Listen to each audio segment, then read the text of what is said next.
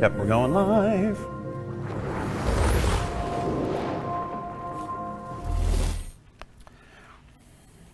Hey everybody, welcome to Star Citizen Live, Dressing the Scene. I'm your host this week, Associate Creative Producer for Subscriptions, Jared Huckabee. I stopped saying my title at the beginning of the shows because I couldn't remember it all because it was so long, and I messed up my title last week too, after making fun of Ben Parr. I made fun of Ben Parr when he was on the show a couple weeks ago because he forgot his title, and then like 2 weeks later I messed up my title, and then I barely got past it this week, so we're just going to stop doing that. Hi. What is it though? It's Associate Creative Producer of Subscriptions now. It's like the fourth one. That's a big title, man. Nah, it's fine. It's too much. It's not about the size of the title. It's how you use it. All right, joining us on the show this week, we've got members from our environment, art, and props teams. We've got Luan and Cory. How you doing, guys? Good. Great, thanks, man. Yeah, you all right? I'm doing all right. It's pretty early in the morning. I was looking through this wonderful air traffic controller book for the Stanton system that one of our backers gave us. They actually made a let me see if I can do it there. They made a real ATC book for every potential landing area in the Stanton system right now. Like wow. every single waypoint. I mean, it is ridiculous. It's even got some like fold out bits here. Fold out bits here. So that's awesome. That's lovely. Yeah. See, JJ's yelling right now because I didn't tell him I was going to do this. It wasn't planned. It was just my hand. So, all right, I'm done, JJ. You can put the camera back the way it's supposed to be. All right. So, Luan, Cory. Hello. Which one of you is from the environment team? Which one of you is from the props team? I'm from the environment team. Yeah, I'm from the props team. All right. And what do you do for the environment team, Luan? Well, it's the environment team is responsible for quite a lot of things. We dress scenes, we white box, gray box, and put everything to final art in terms of the landing zones, the modular locations, make textures, mix assets, all kinds of stuff really. But usually if it's a location in the game that you're going to walk around that is not a ship, it's probably done by the environment team. All right. And Cory, what do you do for the props team? What do you do? I have this description of the props team that really annoys Luan. Yeah? So I'm What just is it going that to you use do, that. Cory? The props team, we basically make, if you can't fly it, it's not alive, and it's not like a level, and it's not bolted down. That's kind of what we make. But then Luan says to me, he's like, well, what about space stations? They're not bolted down. You don't make space stations, do you? So True. yeah, no, we make everything from small props like glasses, tables. You're also assuming that every single thing we do is bolted to something. Yeah. That is often not the case. Yeah. So yeah, we make that kind of small stuff, like small dressing stuff. We also make some slightly larger scale stuff. We do the ship items. We do some larger things like the downed relays, satellites, that kind of stuff. Okay. When people ask me, I like to tell them that the props team makes things feel alive and lived in. Yeah, we definitely try to do that. I think the props can contribute a lot towards making stuff feel a lot more sort of lived in, tell a bit of a story. Yeah. So on this week's show, this is one of our game dev specials where we take a look inside the process of people's actual work. We'll take some questions along the way and stuff, but this is more about showcasing the process of in this case, two of our team's works. What are we doing today? Okay. I know, but tell them. Do you? Tell them. We also know. Well, then you tell them. Luan definitely knows. Fine.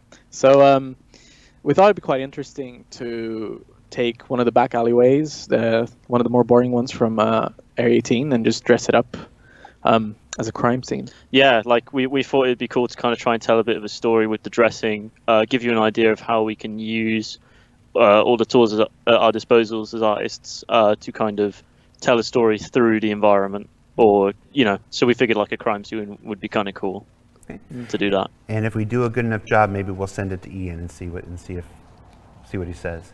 Yeah, he's just back there. We'll ask him. I'd be very curious to see what Ian says out of the homunculus creation that we're going to make here with the community. Oh yeah, it's going to be great fun. All right, so let's just jump into it. Well, you got everything set up? Yep. Here we are. So, we're just in Area 18 right now, just in the center. So I think we'll fly around to see if we find an alleyway that's quite nice. So this is the level where the central Area 18 is actually built. Mm-hmm. So it's aside from the planet or a lot of like the bars and things like that. So if we just go through here, this street. So you can see already there's quite a lot of dressing going on throughout this scene. But we'll just try and find like a little nook or a little back alley that we can. I'll go this way. Actually. Yeah. Oh, yeah, actually. Here we go. This is the one. Nothing here. Look at Yeah. that. So boring. That's Quite- that's pretty dull right there. Quite drab. I mean, the pink lighting is Very pretty dirty. sweet, so that gives us a kind of a good sort of start, kind of fairly sort of noir Right. lighting. So I thought it'd be nice to break it down, sort of how we go on about constructing these. I'm gonna switch to the other editor over here. So these are constructed in these little prefabs that they're basically just like pieced together like Lego. So I think the game developers say a lot like Lego, isn't it? Like Lego, Almost yeah. everything's It's like Lego. Lego. It's basically games are just Lego essentially. Yeah, and so you have all kinds of things like T-junctions, like straight corridors, and all kind. Literally you can make a whole street out of it if you want, and then just piece them together in the editor. After we have a layout that we like, that we've white boxed with design, and then we just change everything in here, and we send it to the other one, and it updates live. Gotcha. So what we're looking at on the other screen are basically the object container prefabs that that are assembled to make up any section of ArtCorp. Correct. Yeah.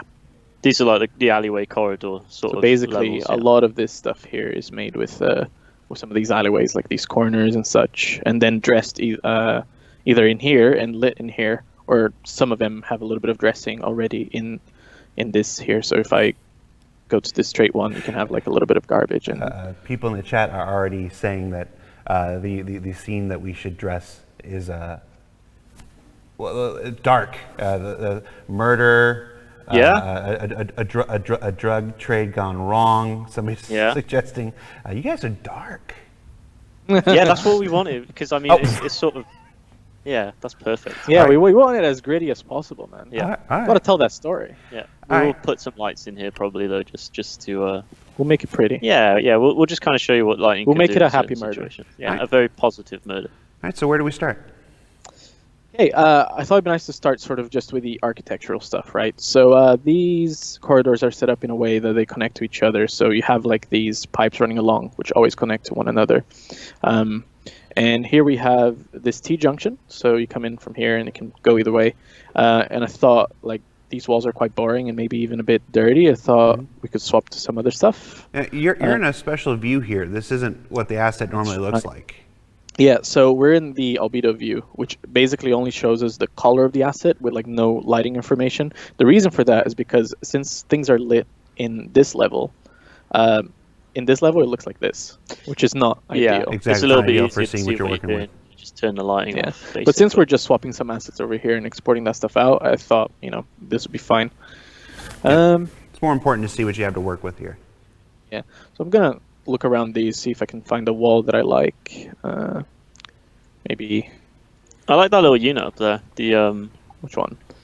this guy here. And of course, for you all watching, wherever you're watching, you can submit questions live in chat by prefacing your question with the word "question" in capital letters surrounded by brackets. We'll pull a few of them during the show and pose them to Cory and Luan and see if they can work and answer questions at the same time. Yeah, well, we'll definitely. Well, if I'm working, then Cory can answer questions. Yeah, Luan's driving right now. We have two mice, but I don't have a keyboard, so Luan's the one driving at the moment. Yeah. So what I'm doing right now is I'm basically on my other screen. I'll pull it over a little bit. I've got this, and this tells us all of the properties of the asset that we're looking at. So all I'm doing is I'm finding assets I like, and I'm copying their name, and then copying the asset over here and just placing it in. So you're basically on an asset buffet right now. Mhm. Yeah, essentially, I'm just looking around, seeing what I like. Yeah. Unfortunately, we don't have the ability to show both monitors at the same time, so you're only seeing half the picture. Yeah, I mean, the stuff we're doing on the other screen is not particularly interesting. It's mostly just searching through folders. Yeah, it's really quite boring. Yeah, finding the assets we like. We have quite a few assets to search through. Oh, geez. There are so many. There's just so many, and I think it's probably easier if we just look within the scene for the time being, anyway. Yeah, I mean, we'll probably get into the meat of things a little bit more when we're actually placing the props and the dressing and some more environmental stuff, lighting and so on. We can start actually really kind of breaking into the library we have and finding stuff that really helps tell the story. Set this in a little bit. Tourist Galactic asks a question. It's not necessarily for this team, tourist, but I want to address it so that people know what type of questions we're taking. He asks, will it be possible to add a special event piece to a street? I'm assuming you mean like an area where there's a timed event on a specific street where something changes based on the time of day or when somebody walks through and stuff. That's usually in the purview of system designers and game designers and level designers, as opposed to the artists who decorate the scene. So we don't have the people on the show to answer that type of questions, but as far as functionality and event design and stuff like that. But I do like the question. The answer is yes, though. That would be very cool if we can have certain things that maybe a crime that can happen at certain times, or we do. We have triggers, things that happen when people enter triggerable areas and stuff like that. So I suppose that would also be more. That would probably more come under AI behavior and routine as well. Daily murders. Yeah, your daily murder. Some guy at 6 a.m. every day gets up, goes to a specific place. It's just Groundhog Day. It's just the guy with the worst Groundhog Day ever. All right, so you're basically going through all the different prefabs, grabbing little parts that you like from our buffet here, and you're basically constructing a new object container. Essentially, yeah. So I'm finding literally anything that I think is quite interesting and just adding it in there. Now, there's quite a lot we can do with this, right? We can make it look however we want to, but we don't want to overdo it. So I think I'm just going to go with this for now. This is just the sort of outer shell of what we're going to do today. Okay. So let's do the one that we're bringing in first before we bring it in. We've been decorating it. Okay, so what did we do? You added some kind of like radiator grills to the back. Yeah, so I added some some structural things and added a bit more depth to this wall, because before it was just a flat wall. So I added a couple of things to imply that there's some mechanicals behind there, and then just a little bit of this grading at the top, just to make it like there's possibly like another deck on top. We could probably put a light above it as well, so you get some cool lighting effects. So basically now I just export that. I'll actually show this. Why not? Let's show the process. Yeah. So these colored tabs you see here, those are all the layers that make up the level, the game level. Yep. And basically this corridor piece is in a certain set of folders, you could call them, or layers.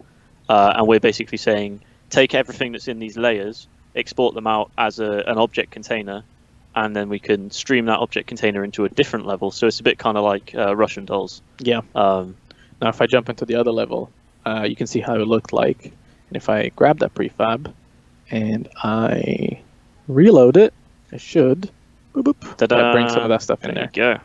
Right. Oh, no. I've made a mistake. I have a pipe crashing through that.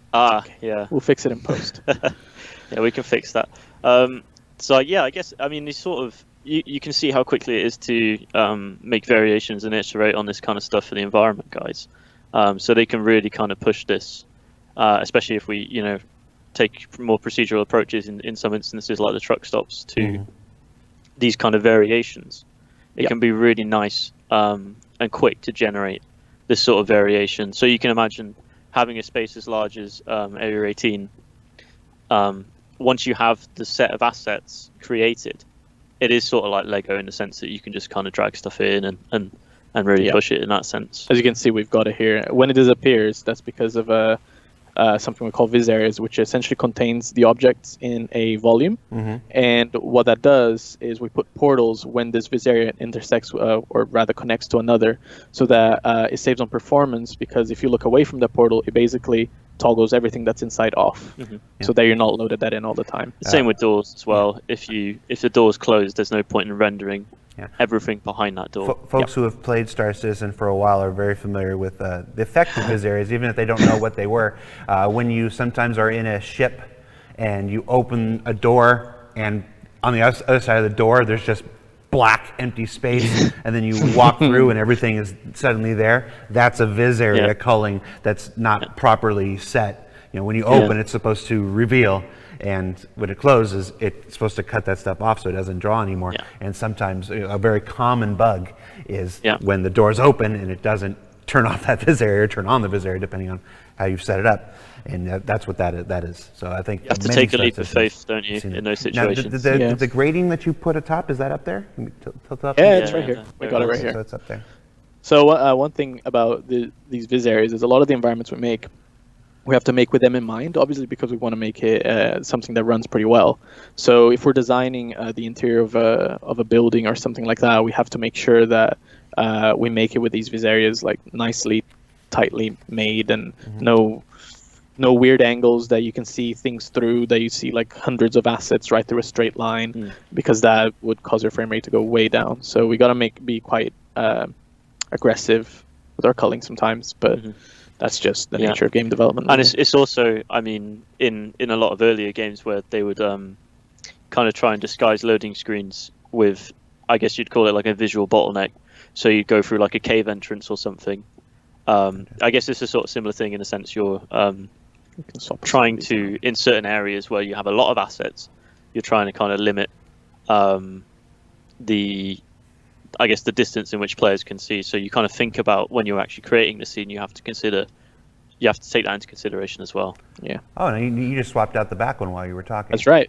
Yeah. So what I've done here, basically, I know that we have some caps that we can use, that they just cap out the corridors, right? And I thought, since whilst Cory just described that, I could swap one out just so you can have a look. This is one of the pre-made ones. I think this is the one that's actually in there currently. Yeah, that's the one I've seen. It's probably why the light already corresponds. But yeah, so you can see I basically just swapped it out. Oh, wrong one. I just swapped it out, and there it is. We'll do something else with this one later. Yeah. Right, but so now, basically that we have it in there, I thought it'd be nice to go into the process of like how these props that dress the scene come to be. So when we're making a scene like this, or an environment, or a new landing zone, we're thinking ahead into like what kinds of props do we need? Do we need benches? Do we need bar tables? I'll use the bar here as an example. Are we going to need lamps, glasses? These A-frames, and we try to make up a whole list of things that we might need, even if it's like way overboard. And we go through them, see the most important ones, tier them in ways that like, oh, it would be nice to have this, but it's okay if we don't have it, and we send it off to the prop team to sort of start making them. So sometimes we white box some of those and put them in the level already, just so they have a kind of a volume to work from, placeholder, and then sometimes they do it and bring it back. But everything has to be within this consistent art style. So in this case, this very utilitarian art style for our corp is something that we can just go, oh, make us a fancy glass. Yeah. And they'll just make us like something that just doesn't really fit in with the style. So all of this has to be made with the same style in mind. Yeah, and I think that's another thing, is working closely with the art directors for the environment team, and also concept. The props team very much sort of delivers assets for different departments. There's certain assets that we kind of make because we feel they're important, but a lot of the time we sort of are a service to other departments in terms of which they dictate which assets they need us to create for them. So the environment obviously informs a lot of as to what goes in it. So you have an alleyway like this, there's going to be certain assets you need to make the alleyway believable that would fall under the props umbrella, like bins and stuff. I can see Luan playing with lighting now. Yeah, so I've decided, even though there's no current light fixture, but we'll solve that later, to just basically light the scene a little bit. Now we'll put in like a sort of lighting pass that's kind of implies what we want to do with the scene, and then the lighting team will come in afterwards and actually do something proper. In this case, what we did for something like this is we just added some nice lights here, and kind of went, oh, this is kind of more of like a neon thing, and made it a little bit like darker. And then the lighting team actually came in and did like proper lights everywhere with the. So we kind of were just establishing the mood of the area that we want. It'd be nice if we could make one of those flicker actually, as sort of like a. Can do that. Yeah. Let's do it. Don Steeler is saying, we were looking at the G-Lock bar earlier when we looked at you. He goes, could you please make a back door off the G-Lock to the bus landing? What? Because it just looks over the bus stop, doesn't it? And you have to go all the way around. Yeah. Now we've got to find the light styles. Yeah. Actually, when we were looking at the G-Lock earlier, I realized that I haven't looked at it recently. Personally, I haven't gone and looked at it recently. I didn't realize it had a whole outdoor cafe area now. Which bit? The G-Lock. The G-Lock bar, when we were looking at it, has that whole outdoor seating. I'm realizing that it has been a while since I've visited the G-Lock bar. I didn't see that. I saw that today, and I'm like, I don't remember those seats. Obviously, this light style's your only. Oh auxiliary yeah, I'm state. changing the auxiliary Oh, one. no. Oh my bad. Sorry. There we go. Sorry, guys. There you All right, go. so Oh, that's fine. what value is that you're changing to make it flicker? This is the light style. It's basically a set of sort of pre-canned, I guess, animations for the lights themselves. So you can kind of make them flicker, make them strobe, that sort of thing. They're used, extensively to dictate. We use them to sort of for like light states in terms of like for ships and stuff. If you're in an emergency state, you'll change the light settings, the light presets with these different animations. For like klaxons and stuff. Should probably put a light in here. An actual light fixture. Cory, good. Valorum Geige is asking if you ever use procedural systems to place props. That's a very interesting question, actually. We, I personally don't. The props team personally doesn't. We do have guys working on that. For instance, truck stops. What we tend to do is, forgive me, as an artist, explaining this is it's not necessarily my area of expertise, but I can try my best to explain it for you now. But please forgive me if there's any inaccuracies. But we basically have a system where we have volumes allocated on surfaces. So, for instance, we have a table. We have a volume inside that table that can fit a certain amount of assets, and each asset is given a volume. So, for instance, the squeegee ball would be given a volume, and if it fits within that table, we can, based on a tag system. So, say for instance, this might be tagged as toy, or something along those lines. We can say, okay, this desk should spawn toys, and we use that to generate very rapidly a set of presets that we can then use to be placed around, say for instance, the truck stops. So yeah, basically we do. I hope that was useful. Yeah, it's one of the things about Star Citizen in general. We build a lot of procedural systems, that touch a lot of aspects of the games.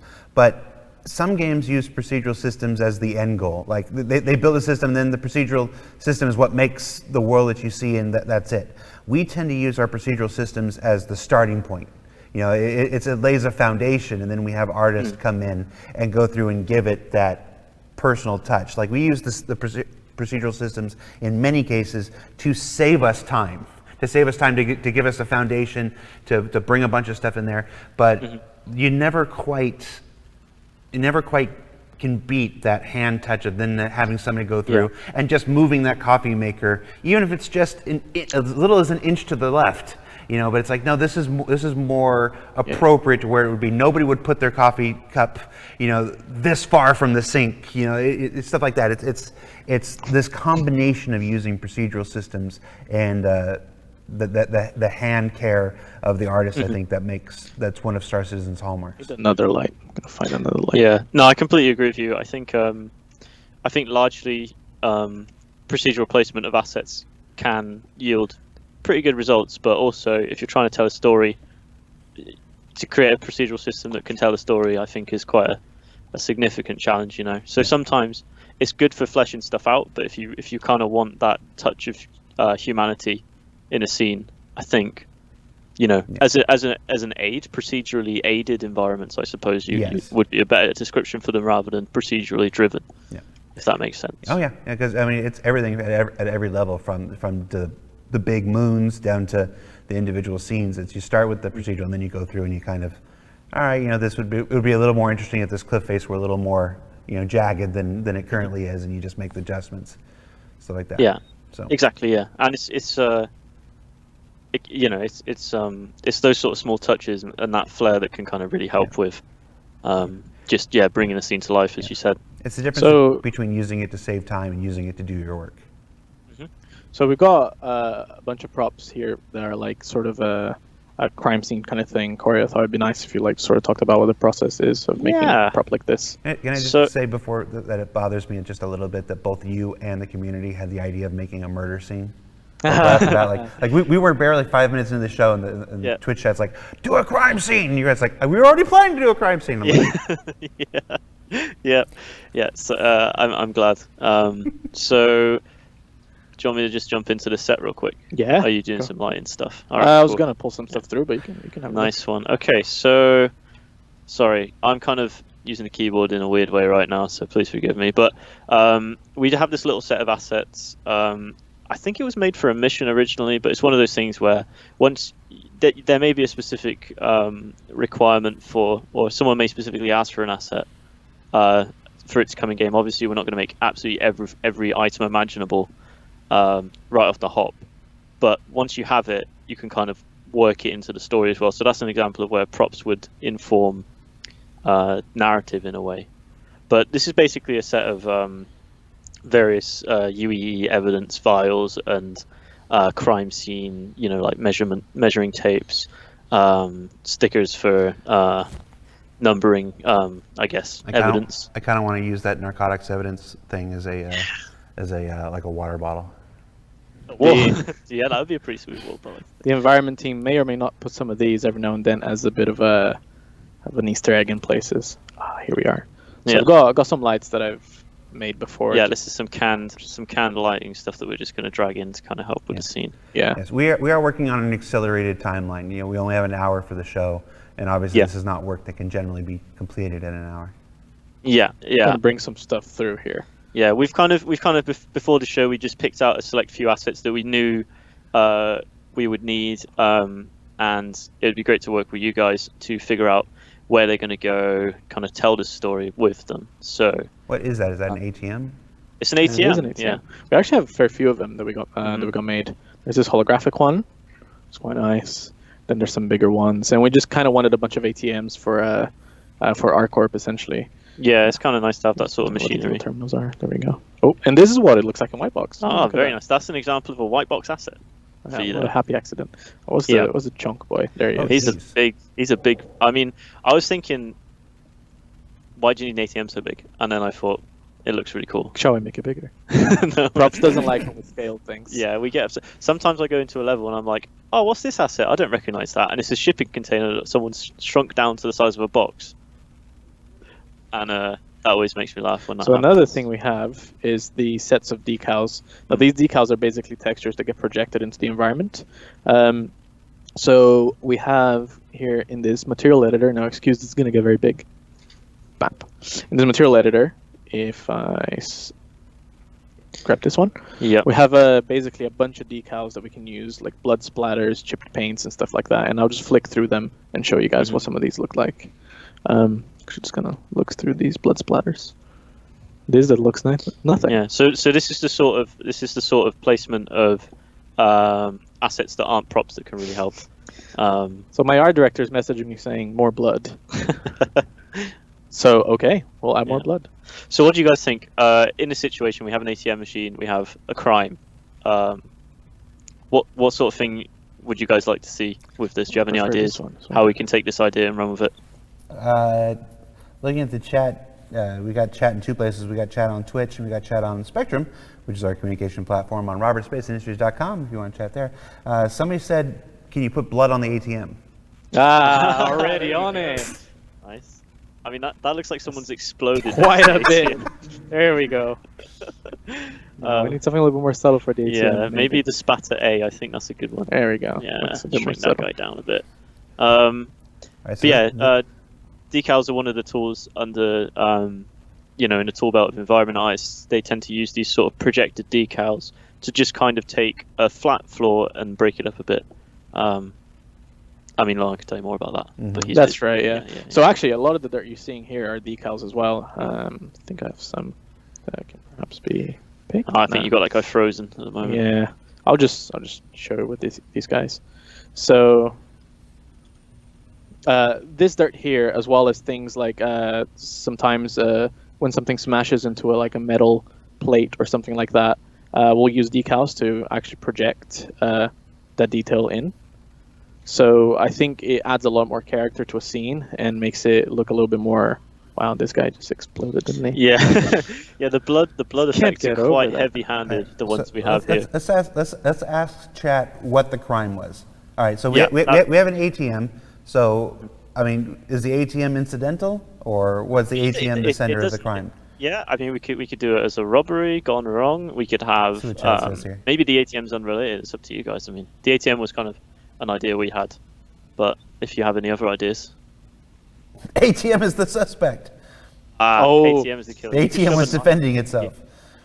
All right. It seems like most people are saying yes, it was a crime. So somebody was at the ATM when they were assaulted. So Okay. Yeah, we could have some measuring tape. Maybe. I was thinking we should have a vote on what the murder weapon would be. Sure. Let me hear some murder weapons, guys. We might have it. We might not. Yeah. So I'll try and off the top of my head remember the best asset to kind of work for you guys. Okay. No. People are saying a turtle. Oh yeah, we can. Well, Yeah, we can do it. it's funny you said that because. Do you have a And I'm turtle? not going to go say. through here. I'm not going to say the name of the first person who said turtle. Harry Tank. So we were just playing around here earlier. Hi, Nick. You see, and we brought this guy in. What? Okay. Okay. We were talking about the murder weapon, not the assailant. Oh, okay. Why don't we ditch the knife? Ah, you and we can. We'll Well, ditch okay. the knife. Maybe We'll ditch the knife and we'll have the turtle. Well, yeah. Maybe we'll put- Because the assailant wouldn't stick around at the murder scene. Yeah, you're right. So these are murder unless he's weapons. particularly proud of Perfect. Should he be upside down like that? I kind of feel sad now. Well, we should see some kind of blood splatter on the turtle. So this is obviously a blunt force trauma. The turtle was the weapon. Hmm. So the turtle Okay, should that have some works. blood That on works it. for me. Now it's a shame we don't have a smashed up turtle, but No, let's not do that. No, Come on. no. The turtle was hard. The turtle didn't take the damage. The person The did. turtle didn't care, man. The turtle just wants someone to turn him right way The up. fact that the turtle is intact just tells you how much damage it did to the person. Ooh. All right, there you go. That's a grizzly turtle. perfect, right? That's what you wanted. Maybe if you bring it up a bit so it's like slightly transparent on the floor. Yeah. That's cool. All right. The turtle And is the this, weapon. of course, is the person, The victim. the Yeah. victim. Oh, you can see here how the decals work because I moved this along. You can see the dirt that we have yeah. here. Yeah. Just If you look, you can project see the across it. sort of. It works like a light, but for I guess like dust and stuff. So maybe we should get a little table and put like all the evidence stacks and stuff on that. Yep.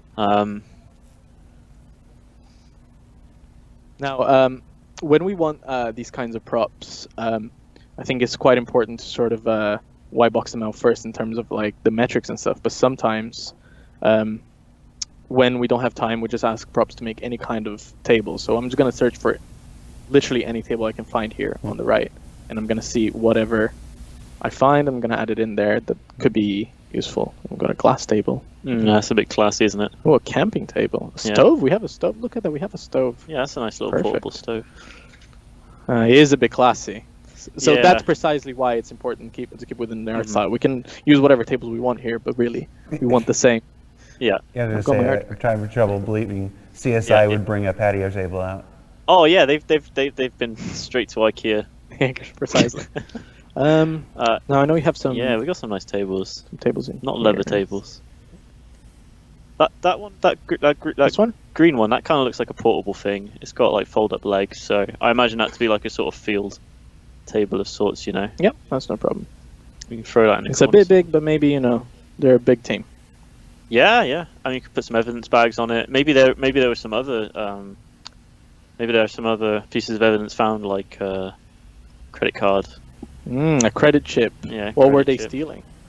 Well, they might have been trying to mug the guy whilst he's using the ATM. We're actually going to search for a credit chip here.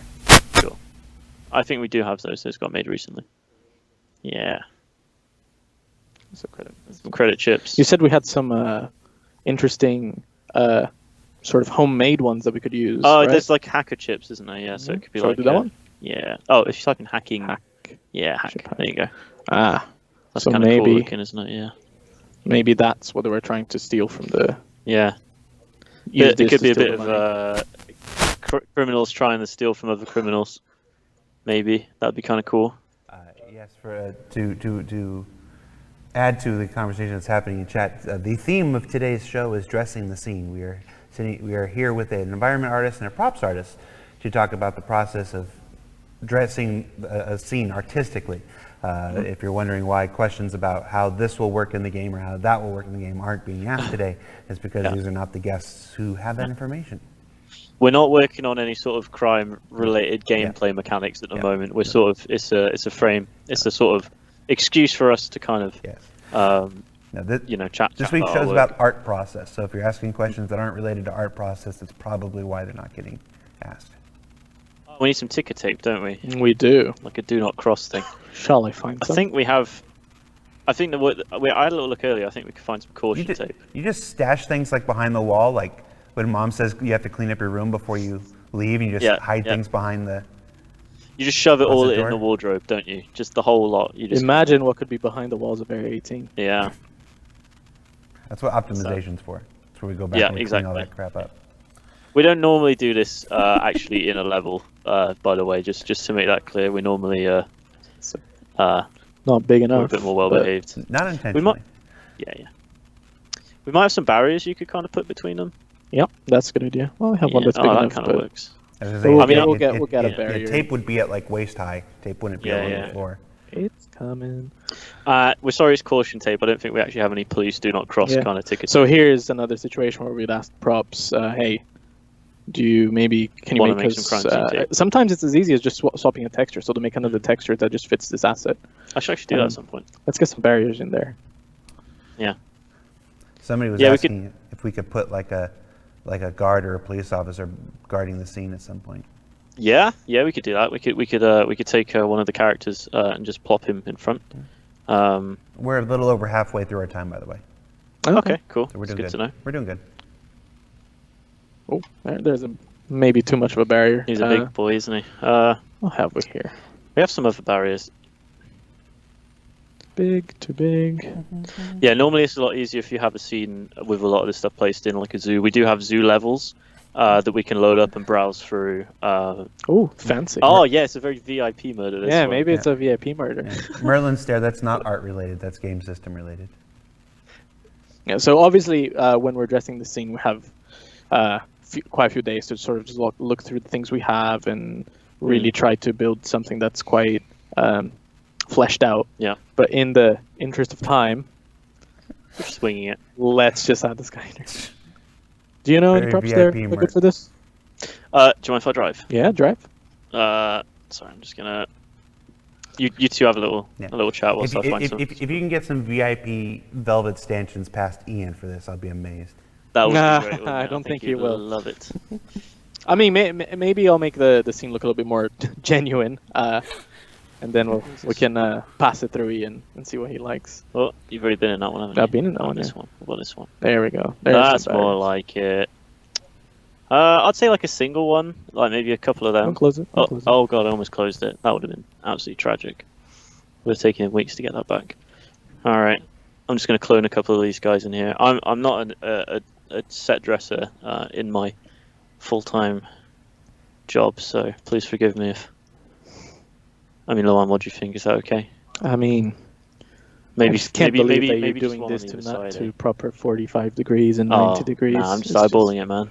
It's the Wild West. Yeah, but that's one of those things where if everything were at a perfect 45 degrees, you'd have trouble believing that a human being came and set them. When they're slightly off and slightly ajar like that. So what you're saying is that we're implying the robots did it. Yeah, it was a robot crime. Did you guys say you wanted like a guard? I think we could probably just steal like one of the Hurston security guys or something. That might be kind of cool. But no, you can't put a Hurston guard on ArcCorp. That won't pass muster either. All right, I'm just gonna. Different corporation with a whole different set of rules. The law system's going in 3.6. Oh, we have an Area 18 guard. There you go. I mean, he's not advocacy, but he's local security. Well, so yeah, it wouldn't be advocacy here because this isn't UE territory. This is ArcCorp. It's an independently run private planet. Okay. Yeah, it's a private planet. Okay, cool. I'm just gonna copy him. His twin He's is got on the other side. Yeah, there you go. Two identical twin brother cops. So somebody asked. Somebody asked if you guys have ever left any Easter eggs in a scene for people to find. Well, we wouldn't tell you. Yeah, all the time, but we're not going to tell you where. That would be. There wouldn't be Easter eggs if that was. Can you tell us about any that you know people have already found? Yeah, I mean, there's been a few. I think there's some turtle. Was there like turtle-related Easter eggs, or I think there were a few. there are? I don't know if those got found. Benny Henge was. Yeah, we put a few in Area 18. We've got one of the artists telling us, yes, we got some in there. Yeah, Benny Henge was probably the biggest one. Benny Henge was. It's kind of tragic because I know I did all the sort of assets for like the graffiti and stuff. I spoke to Luke Presley a lot about when he was making that, his ideas for it and stuff. I'm kind of sad that players were able to find it without solving the puzzle to get there, if you know what I mean. But So somebody stumbled onto it. yeah, exactly. Someone just saw a bright light in the distance and flew towards it, and there you go. So again, I just swapped out one of our prefabs into another one of our pre-made ones, which is, I believe, this one here. Done with the forklift. So in the had we the time to go through everything, we'd probably do a bit of the dressing here. In this case, I'm going to show this one off. We've got a forklift, like a trash can there, and all this kind of stuff. And then when that gets brought up here, it's lit on the level, like I said before. And here's an example of like what a light can do to the scene in terms of really showing like a dynamic environment. Speaking of dynamic environments, I'm going to steal some of these smoke VFX over here. And sort of Give you that noir crime feel a bit. Why not? Yeah, look at that. I mean, there's nothing exactly emitting the smoke over here, but it's ambient sewer kind of city grime that just gets everywhere. Yeah. So when we're dressing this kind of scene, we would actually be thinking about, okay, where are there vents? Can we add some vents here? Let me try and find maybe there we can bring in a vent. Somebody in the chat is calling bullshit and saying that forklift can't fit through that door. It folds in half. Yeah, I mean, you guys made the prop. How about you tell the story there? It folds in half. Yeah. This is actually a prop. That's that forklift was actually there when they were building Area 18 originally, and through some oversight, they forgot to remove the forklift when they put the. So it's been there ever since. Actually, it's quite a sad story, really. And it Poor folds in forklift. half? No, it doesn't really. That's probably. I'm going to blame the environment team for that. That's bad continuity. Well, maybe that's why it's still there. That's why it's still there. It's like it's trapped. Exactly. It's trapped in there, man. Someone will write the unfortunate ballad of Forky McForklift. Well, actually, we have the utilitarian air cons. Nice. Yeah. So Luan just did an interesting thing there where he flipped something sideways. I mean, I just wanted to point out because it's kind of nice seeing people taking assets and sort of using them, not in an unconventional way, but kind of getting more out of them by adding that sort of variation. And we can see how the VFX just adds so much more life to the scene, combined with the lights and any other kind of animated elements. Suddenly, the scene starts to come to life, which is quite nice. I feel like one thing we're missing at the moment is a bit of dressing, sort of around the perimeter of the walls. I find that kind of helps bed stuff in, maybe some like bin bags or rubbish and stuff. So yeah, we can add some of the stuff in. Throw a few things in. Now, these back alleys in Area 18 are obviously quite unkept. Yeah. So I'm gonna do a little search here. The kind of place you'd put an ATM. We got two bodies now. It's not going to be a body for long. I think he's cloned the asset so he can swap it out for something else. There you go. Some nice bin bags. So much trash on top of that. Yeah. Let's not desecrate that poor person. Who was killed by a flying turtle. The turtle flew. Okay. I mean, someone threw it. You reckon it was thrown and not? I was thinking that was a the projectile turtle. Yeah. For sure. You reckon? I was thinking somebody grabbed the nearest blunt force object they could find and just. Yeah, I mean, there are quite a lot of turtles strewn around for some reason. I'm gonna focus on that area. Yeah, that's looking cool, isn't it? The cool thing about the turtle, I know it's been shown already, but one of the LOD states for the turtle is it shrinks into its shell. So when you're far away when you get close to it, it shrinks into its shell. Right. So we kind of the turtle was it was just included sort of in a concept for. I think just because one of the concept artists thought it was cute, but we saw it and we were like, "Oh man, wouldn't it be great if we actually had a turtle?" And then it just kind of happened. So we didn't really have a lot of time, and obviously a lot of other departments were sort of busy with, more important things than turtles. So we sort of had to do what we could to make it fun. So we added a little detail where when you get close to it, it shrinks into its shell, just using the LOD system. Yeah, I'm gonna Looking at this light here, I kind of want to make it flicker. Yeah. And I want to make it a bit more intense. I'm going to change the light style and the intensity here. Yeah. So you can see with lights, we have a huge amount of parameters, and you can see those parameters actually change based on the state that light is in. It's got default state, auxiliary, and emergency. Those are settings that are used by the ship systems, I believe. Yeah, there it is. But for now, we're just working on the default light settings. And it also goes to mention that we have an entire department dedicated to this, to the job of lighting scenes, and we're just kind of throwing stuff in there now. But it's a whole endeavor in itself. Lighting a scene properly is. Somebody from the lighting team is watching the show, and when I go back to my desk, I'm going to have like messages like, "What are you guys doing?" That's not optimized. Oh god. No, that's casting shadows. Don't have it cast shadows. Yeah. Speaking of casting shadows, maybe we add something up here.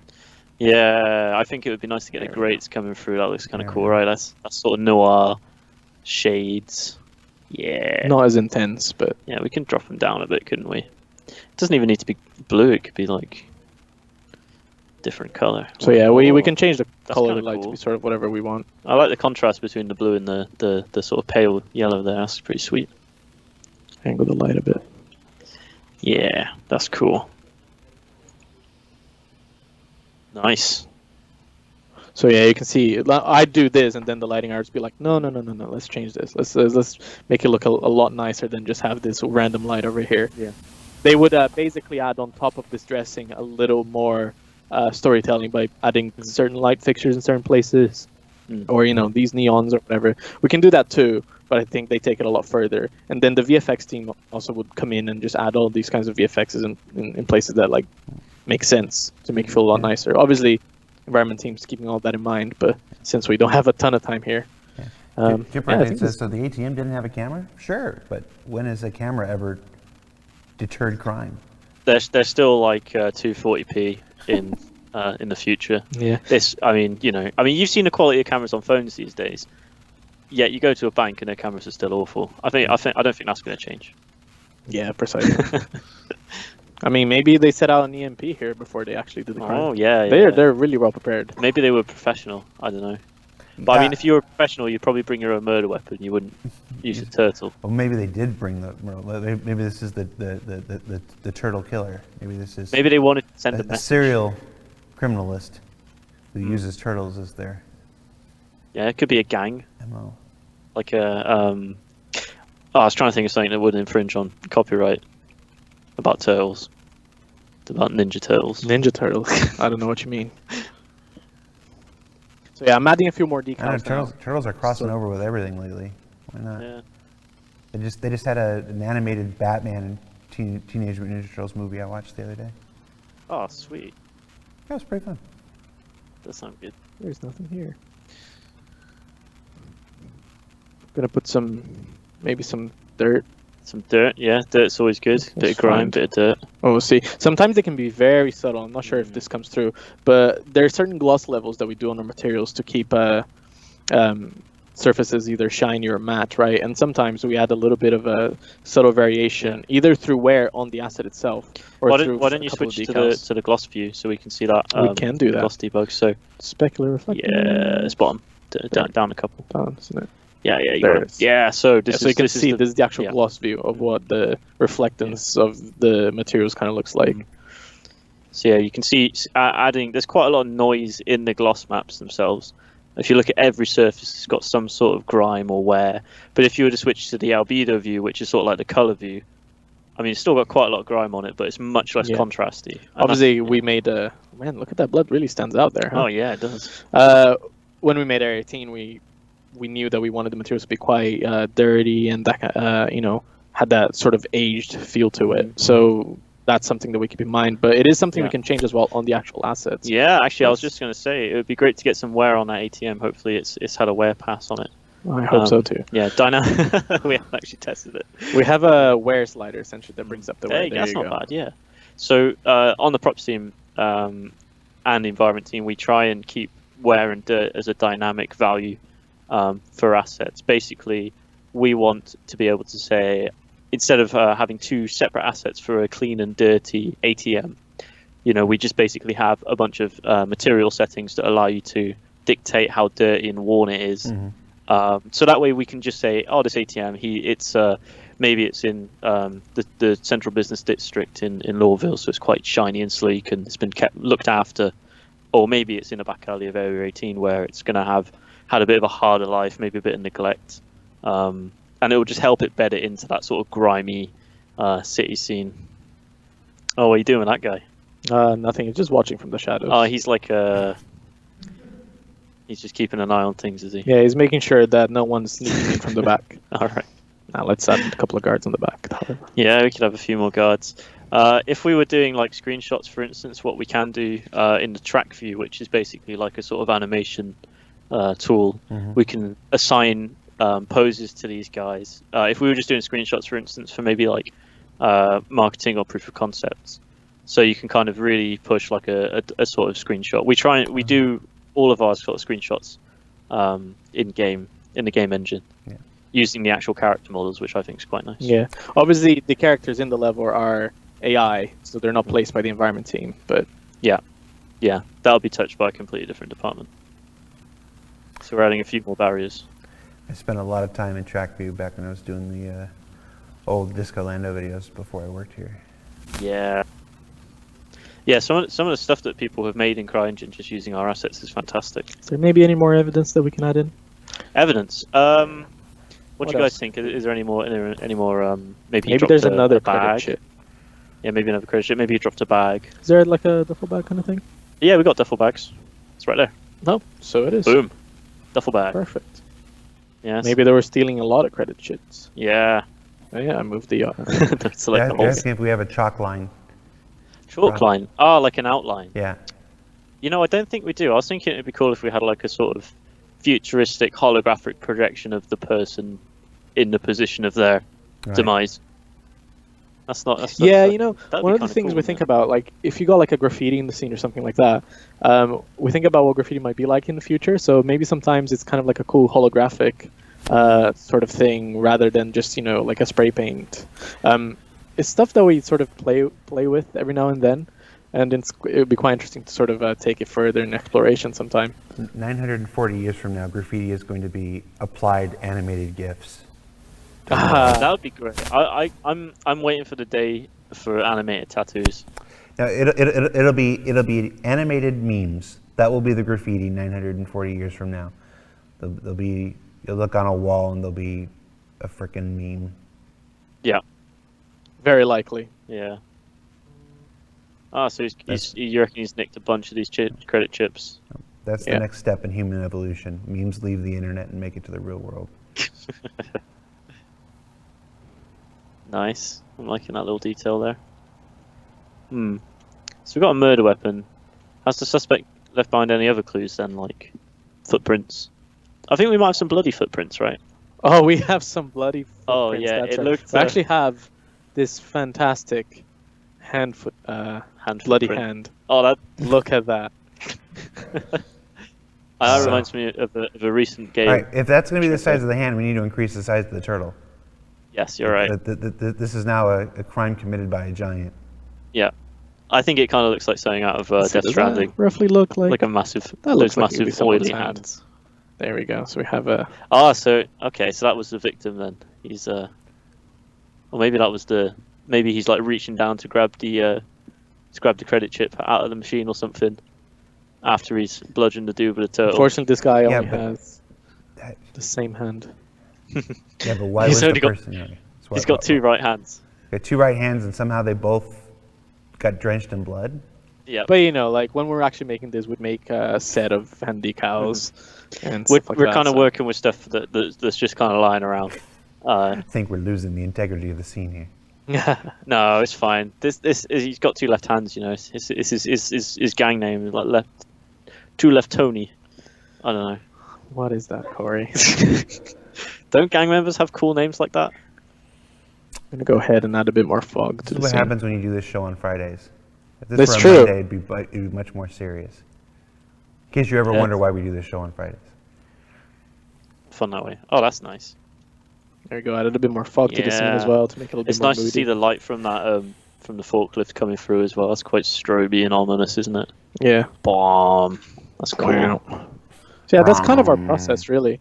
Obviously, after we've dressed the scene like this, we continually improve it and move some stuff around. Maybe down the line we decide that we actually want to extend this corridor, so we have to make a few changes. But this is the kind of stuff that has a whole process, and then the lighting team would come in, the VFX team would come in, but these things get all worked up at the same time, so everything's sort of a white box, and then they move on to gray box all together, essentially. So we have like this location would be at sort of like a white box complete, where it would be like a playable location, and it wouldn't really have any props, but like the essential architecture would be there, and then sort of it moves on from there, really. But yeah, we've had some questions about interactable props. When things are made interactable, is that done at the prop level when you're creating the prop, or is that done when you put it in here and you do something to it after the fact to make it interactable? That's a great question. Interactivity. Yeah. You ask all the great questions, Jared. So we tend to work with the design team to create interactive props. We don't really have to do much to the prop itself to make it interactive. There's a bit of setup in DataForge to create an entity that has certain parameters.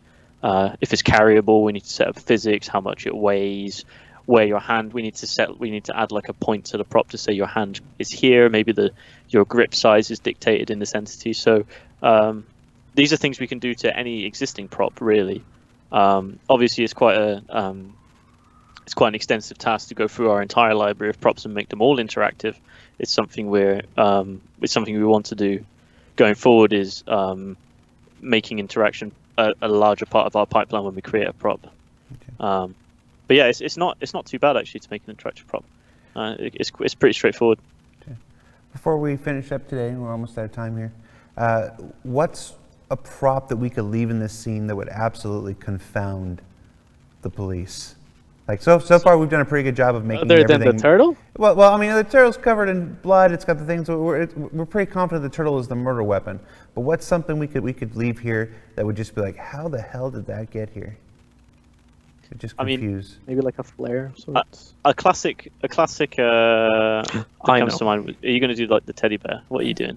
You can do the teddy bear. I had another idea, but you know what? Of course I am. Teddy bear's a good one, actually. Yeah. But what was your other idea? Yeah, I was going to add one of the Hurston family portraits. That's a good one, actually. Yeah, just like on the floor. Don't mess with our kind. Maybe. Yeah, teddy bear. Or there's a melon. We could do a melon. Or a hot dog. We can do the hot dog. The hot dog is probably. I had a lot of fun making the hot dog. Is that the version with the mustard on it though? Let's have a look. Nah, you got to use the version with the mustard on it, man. Yeah. Oh no, is the mustard broken? Your mustard's broken. The mustard's broken. I need to fix that actually. So your mustard is now a replace me. Oh dear. So I'll fix that. I promise, guys. I'll fix the mustard. Mustard is now a replace me. Sorry about that. Here's the evidence right here. Yeah. Let's twist this guy a bit. I wonder if the guy who made the rulers, I wonder if he actually made those any sort of actual measurement, like centimeters or something. I'm assuming you did. He might have. You need to enhance. Enhance? Yeah, that looks like inches and centimeters. Oh, wow. That's great.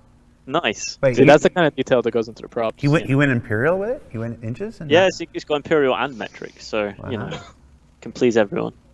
Maybe it's a very large hot dog. Oh, no. Oh, no. Sorry, I didn't mean to enlarge your props. Yeah, please don't do that.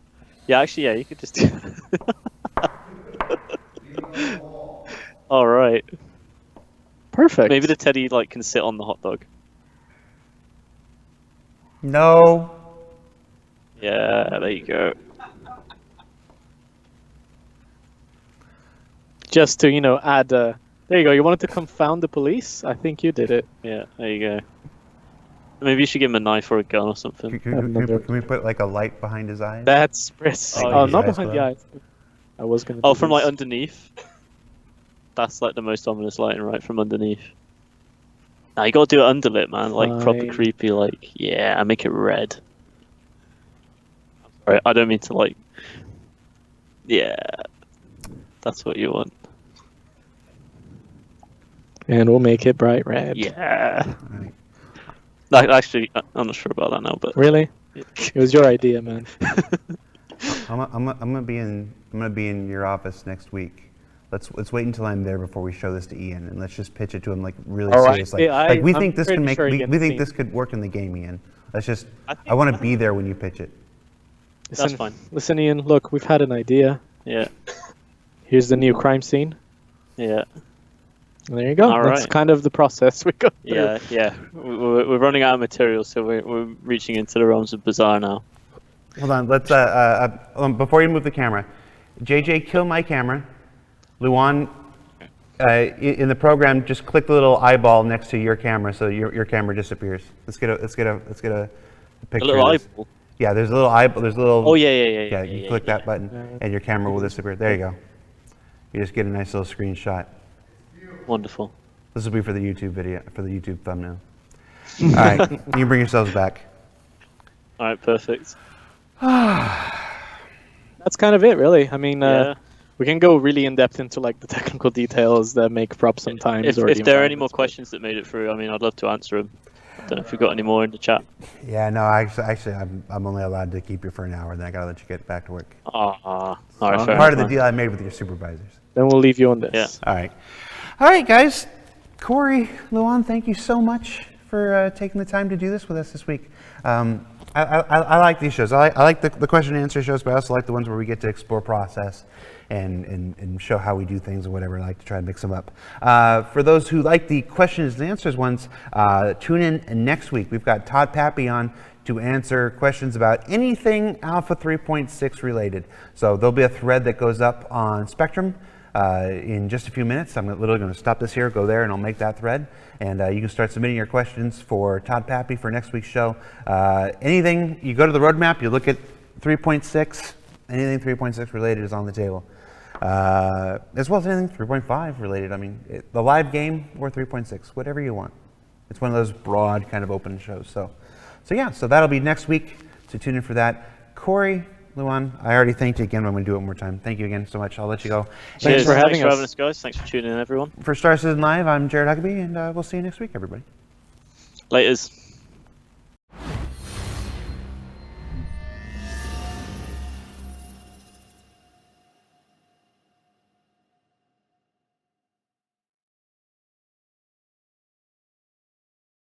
Thanks for watching. For the latest and greatest in Star Citizen and Squadron 42, you can subscribe to our channel, or you can check out some of the other shows, and you can also head to our website at www.robertsspaceindustries.com. Thank you very much for watching.